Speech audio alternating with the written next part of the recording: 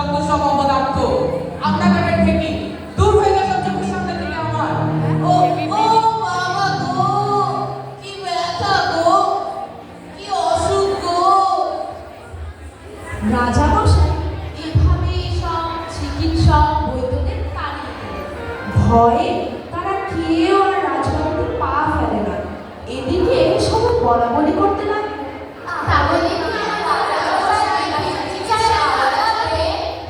ঠিক এমনই সময় ঘটল এক আজব ঘটনা। কোথা থেকে একজন বৌদ্ধ ভিক্ষু এসে হাজির হলেন রাজ দরবারে।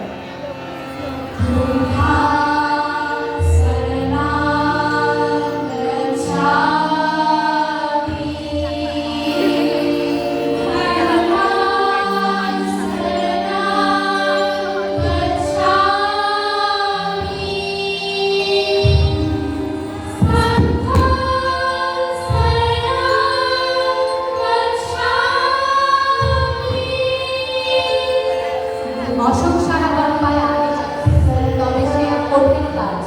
তোমরা কি সেটি করতে পারবে? পারবো না কেন? অবশ্যই পারবো, পারবো। যা দিয়েছো পারতেই হবে। রাজার জন্য একটুকু পারবো না। তবে যাও, এমন একজন লোককে খুঁজে আনো যে সদা সর্বদা হাসি খুশি, যার জীবনে কোনো দুঃখ কষ্ট নেই, নেই কোনো হতাশা, যার মুখে সব সময় হাসি লেগে আছে। তারপর সেই লোকের একটি জামা যদি রাজামশাই একবার পরে থাকে, আর সেই লোকের তোষক বালিশে যদি রাজামশাই এক হাত নিয়ে থাকে, তবেই তিনি অসুখ থেকে সেরে উঠবে। বাহ, বাহ, চমৎকার, চমৎকার, দারুণ বুদ্ধি। আহ, এত সহজ উপায় থাকতে এতদিন সকাল করে ঘাস কাটছিল নাকি? এই যাও যাও, এখনই গিয়ে খোঁজ করো মন্ত্রী সেই হাসি খুশি লোকটার। রাজ্যের সবখানে লোক পাঠাও এখনই, সেই লোককে খুঁজে তার জামা তোষক নিয়ে এসে জলদি খোঁজ করো, খোঁজ করো।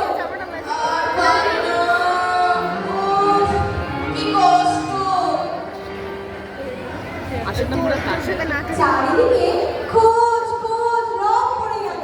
মন্ত্রী পেয়াদাদের আদেশ দিলেন, যেভাবেই হোক সেই হাসি খুশি সুখী ব্যক্তিকে খুঁজে নিয়ে রাজদরবারে